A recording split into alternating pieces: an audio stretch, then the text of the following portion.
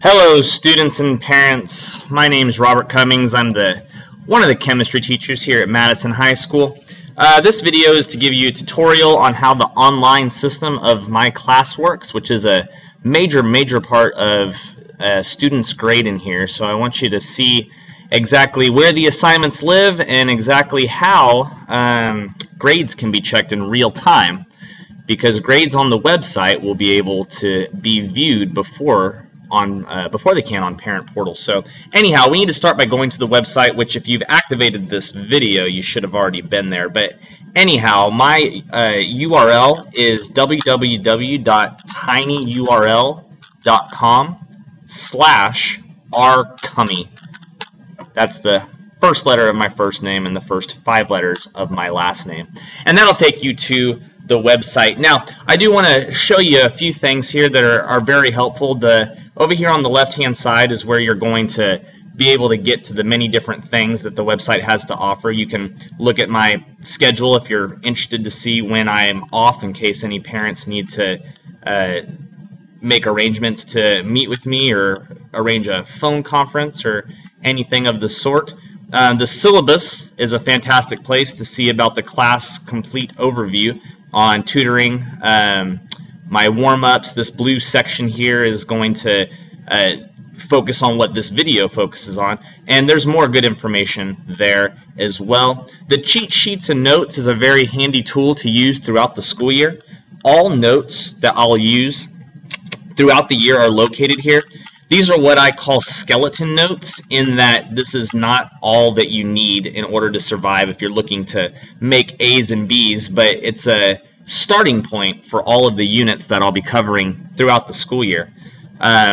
Students are encouraged to, or really must, take notes in addition to those, but it is a basic overview of all topics that will be covered. Safety documents is another important section, as your students should make the parents well aware that there's a 2-step process here. One of them is to click this first screen that I need to fix that link that will click this first screen in order to read about our safety, and click the second screen in order to actually sign the safety contract agreement, which looks like that. You shouldn't be printing or signing anything using an actual pen. It's only a digital signature that'll get your student ready for online, or ready to do our labs. Really what I want to focus on, though, is this section called Online Daily Work. Throughout the school year, 90% of the student work will be done right here. It uses the word quizzes. Nothing here is a quiz. All assignments that will be found via this page are welcome to be open note, open classmate, open teacher, open internet, anything to find the correct answers, short of actually copying. But ignore that word quizzes. Anyhow, what a student will do is select the class period that they're in. We'll just say first period. And when that class is selected, all available assignments will pop up. Now here's how this works. Whenever a unit starts in the class, a unit being information that's going to be provided over several days and eventually tested on, usually lasting about 2.5 weeks. Anyhow, whenever a unit begins, all of the assignments that I'm going to assign for that unit will appear, which means students can click on any of them to take that assignment right away. However, they don't want to do that because I haven't taught the information yet. What will happen is, as we go through the unit, which again takes a few weeks to get through, and I slowly teach these different topics, there's a special whiteboard located in my classroom that will list the assignments I've covered, the topics I've covered, that students are ready to do. For example, the very first lecture I do of the school year is the matter lecture. So after I've taught the matter lecture, I'm going to write matter on the special whiteboard in my classroom, indicating to the student that they're ready to click on and take that assignment.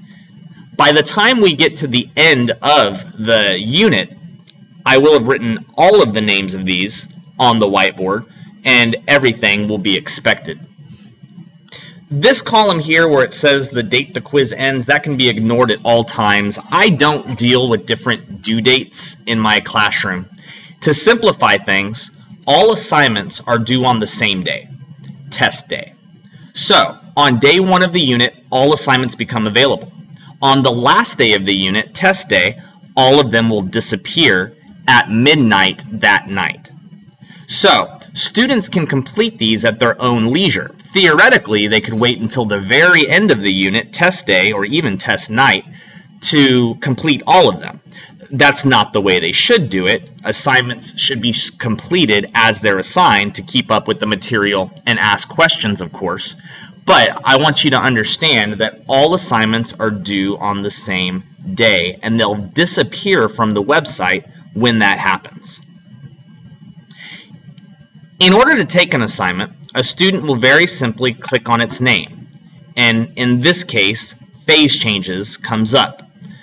The system will be looking for them. It knows that they're already a member of the system. They'll simply need to type in their their first name, followed by their last name, and the password is the student ID number. Once these 3 pieces of information are entered, and the student clicks log in, it will take them to their first attempt. Again, it uses the word quiz. It's not a quiz. And the questions will pop up.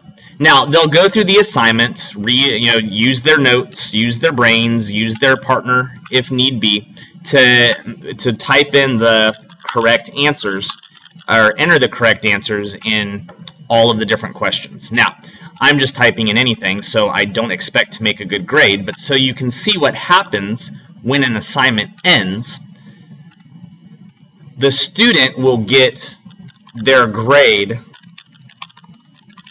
immediately, which will show by them clicking their results. Now, only one answer was correct on my little guessing frenzy there, but they'll get their grade right away on this first attempt. Now, the reason I'm referring to it as a first attempt is because of this. Students have 2 attempts on everything that's not a lab. They only have 1 attempt on lab, but the majority of assignments are not labs, and they have 2 full attempts on all of those assignments. I only keep the higher grade of the 2 attempts. So for example, I just made a 14 on that first attempt. What I should do then is come to tutoring, which I hold tutoring every morning of every day. Figure out what I did wrong. All right, a lot of times if a student comes, I'll print out their first attempt so we can work out a bunch of problems together to figure out where the problem is. And then at a later time, take a second attempt. If they make a 90 on the second attempt, then the 14 that I just made no longer matters because I just keep the higher grade. Now on the flip side, if on the first attempt a student makes a 90, well, that's pretty good. However, they should still use their second attempt because there's a 10-point range in that example where they could maybe do a little bit better. And even if something funky happens on the second attempt and they make a 60 on the second one, well, who cares? They made a 90 on the first one, and I always keep the higher grade. So 2 attempts on all non-lab assignments. I keep the higher grade no matter what. So hopefully students take good advantage of that. Now, parents out there, this last section over here is really good for you. If you're wondering which assignments your student has done, which they haven't done, and what grades they've made, but it appears that I have not entered the grades in GradeSpeed, which is what you see on Parent Portal, you can get a real-time update on your student. For example, let's say that my mom wanted to know how I did on phase changes. Well, don't click the assignment name, that's to take the assignment. But if you click View, this same screen will come up, and as long as my mom knows my credentials, which in most cases I imagine that's the case at home, and types in again, the password's the ID number, it will immediately spit a grade out. So now you have the ability as a parent to always know exactly what grades your students are making, even if I'm a day or so behind on just getting them manually entered into the Parent Portal. So please get into the habit of using this View button because it's the parents that stay more on top of their kiddos that tend to be able to give that encouragement they need if the student may have tendency to fall behind in classes.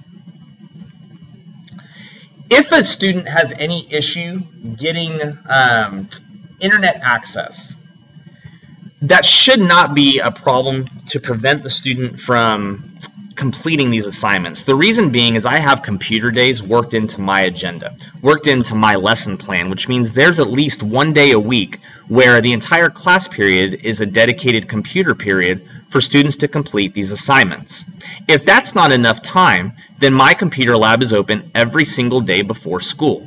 I would love for students to come and use my computers in order to complete their assignments, which has the extra benefit of me being in the room to help with any confusion. If they need even more time, there are computer labs in the library open every day after school. So the excuse of not having internet access is not a viable excuse. I hope this explanation of the online system answers any questions you may have. However, if you ever need to get a hold of me at all, my email address is right here on the front page. All right, it's the best way to get a hold of me. I'm very, very quick to reply. Looking forward to a great school year. Thank y'all so much for all of your support, parents and students. We're going to have a great time. Adios.